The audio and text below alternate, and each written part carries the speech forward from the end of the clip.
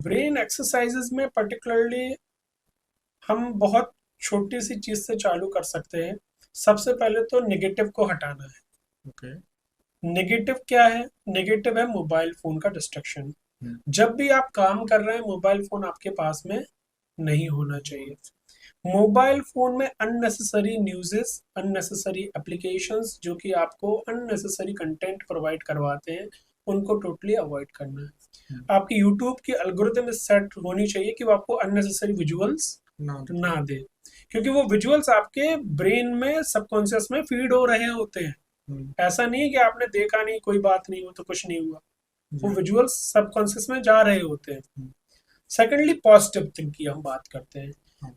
Active study करना other than your curriculum, जो आपका एकेडमिक पढ़ाई है उसके साथ कुछ और, मे बी वो स्पिरिचुअल हो सकता है, मे बी वो ह्यूमन साइंस, ह्यूमन साइकोलॉजी को लेके हो सकता है, मे बी वो कोई और अदर चीज हो सकती है। आप उसको भी पढ़िए साथ में। तो ब्रेन को क्या डाइवर्सिटी मिलेगी, और ब्रेन का जो इंटरेस्ट है वो प्रेजेंट टाइम में रहेगा। हम्म। थर्ड है फोकस बढ़ाने के लिए एक्सरसाइजेस। ओके। तो फोकस बढ़ाने के लिए आपको कुछ मेडिटेशन के टेक्निक्स होते हैं। जी। उन मेडिटेशन में पहले आप एक शांत कमरे में बैठिए, उसके बाद एक सिंपल दिया या कैंडल ले लीजिए, और उसको फोकस करते हुए एक सामने पूरा ध्यान कोशिश कीजिए कि मेरे दिमाग में कोई थॉट और ना आए, और आए भी तो उस पर आपको कोई रिस्पॉन्स नहीं नहीं। देना है। Thoughts are like the flowing rivers, आएगा और वो चला जाएगा अपने जी। आप ही। हम्म। इवन आप उनको रोकने की कोशिश करोगे तो और ज्यादा थॉट्स आएंगे। हम्म। धीमे धीमे धीमे धीमे धीमे धीमे थॉट्स कम होते चले जाएंगे, जी। और एक समय आएगा जब आप थॉटलेस हो जाओगे। तीसरा, ब्रेन की एक्टिविटी को बढ़ाना। अब आप फोकस भी गेन कर रहे हो और एक्टिविटी भी बढ़ानी है, तो पजल सॉल्व कीजिए, हम्म। सोशल इंटरेक्शन बढ़ाइए।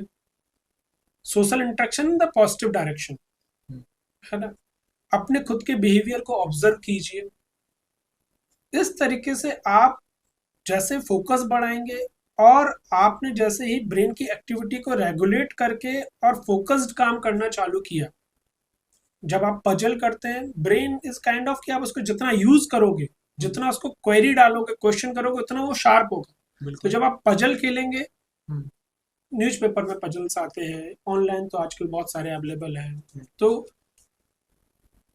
इसके अलावा और भी टेक्निक्स हैं जिसमें कि आप ब्रेन की एक्टिविटी, ब्रेन को एक तरीके से एक्सरसाइज कराते हैं। जैसे हम डंबल्स करते हैं ना, हाथ जी। को बार बार ना ऊपर नीचे करना, बिल्कुल। वजन लेके, ऐसे ही आपने ब्रेन को एक क्वेश्चन दिया और उसको क्वेरी किया कि इसको हम्म। सॉल्व करो। हम्म। तो आप जितना ब्रेन को काम दोगे वो उतना शार्प होता चला जाएगा। हम्म।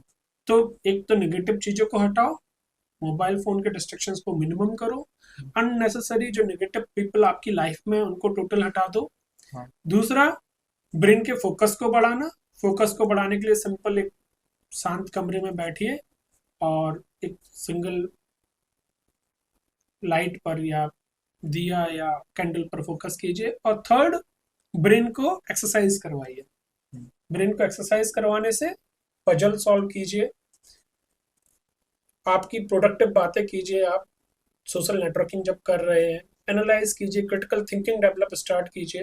ये सारी चीजें करने से आपका ब्रेन हेल्दी ब्रेन में कन्वर्ट होता चला जाएगा। उसको हेल्दी लिटरेचर पढ़ने के लिए दीजिए, और आपका ब्रेन में जो ड्रीम पार्ट है वो बिल्कुल कम से कम होता चला जाएगा। सर, किसी को ड्रीम आते हैं, किसी को डरावने आते हैं, किसी को हैप्पीनेस वाले आते हैं, किसी को ऐसे आते हैं कि कोई भाग रहा है, कोई उसका पीछा कर रहा है, कोई उसे जान से मारने का कोशिश कर रहा है।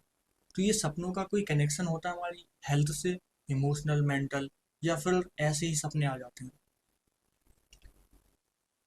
देखिए, हमारा ब्रेन जब हम सोते हैं तब भी एक्टिव रहता है। तो अब आपकी बॉडी रिलैक्स्ड है, एक तरीके से पैरालाइज्ड है, और आपका ब्रेन एक्टिव है। अब जी। आपका जो रिसेंट एक्सपीरियंसेस रहे हैं, आज आपने दिन भर जो किया है, वो आपके ब्रेन में प्रोसेस होता है। जी। और ब्रेन की जो प्रोसेस होती है वो इमेजेस के फॉर्म में रिफ्लेक्ट करता है। हम्म।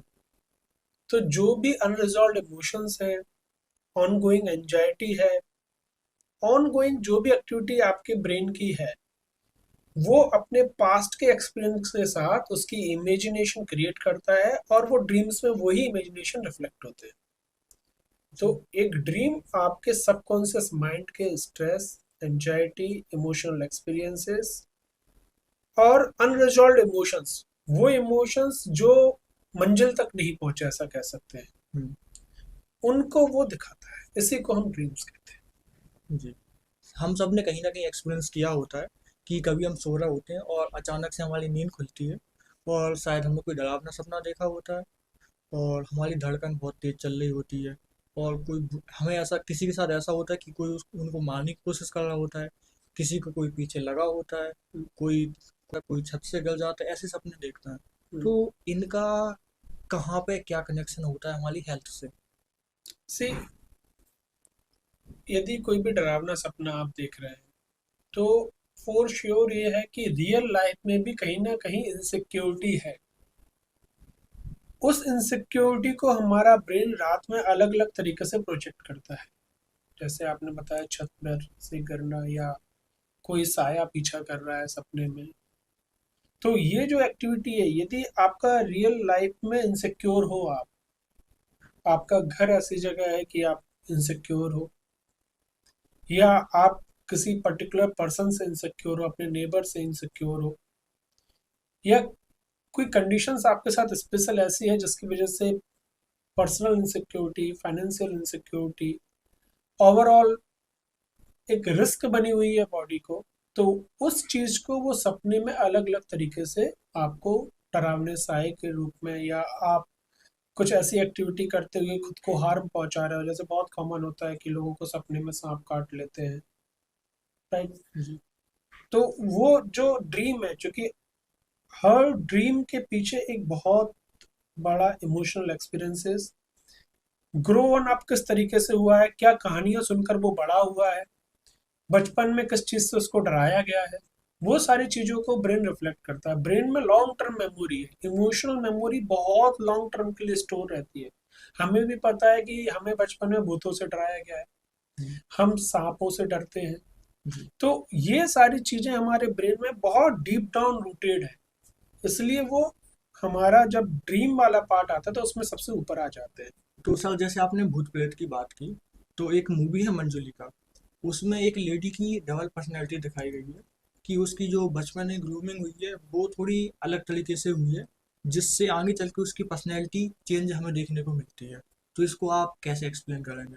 Exactly exactly. तो आपको बचपन में किस तरीके से ग्रोन अप किया गया, आपकी जो फीलिंग्स थे उनको कितना सप्रेस किया गया, आपको कितना रिस्ट्रिक्ट किया गया है, वो सारी चीजें आपके कहीं ना कहीं इमोशनल ट्रोमा क्रिएट करती हैं। जैसे बहुत स्ट्रिक्ट पेरेंटिंग हुई है तो वो एक तरीके से एक इमोशनल ट्रॉमा है। या आपके साथ ऐसा व्यवहार किया गया है, जैसे कोई स्टेप मदर वाला जो व्यवहार है, इस तरीके से व्यवहार किया गया है, आपको फेयर चांसेस नहीं मिले हैं, आपको पर्टिकुलरली टारगेट किया गया है, या और अदर तरीके से यदि आपको एक्सप्लॉइट किया गया है चाइल्डहुड के ड्यूरेशन में, तो वो मेमोरीज आपके लाइफ लॉन्ग परसिस्ट करते हैं और वो मेमोरीज सबकॉन्शियस हो जाते हैं और वो सबकॉन्शियस ब्रेन में अफेक्ट करते रहते हैं और ड्रीम के जैसे आते रहते हैं। फियर को इग्नोर करने से फियर और मजबूत होता चला जाता है, आपके सबकॉन्शियस माइंड को टोटली ढक लेता है। वहीं यदि आप फियर को समझते हैं तो हो सकता है कि आप सॉल्यूशन की तरफ बढ़े। फियर को समझना सॉल्यूशन की तरफ पहला कदम है, इसलिए अपने फियर को बिल्कुल भी इग्नोर ना करें, इसको समझें और सॉल्यूशन की तरफ बढ़ें।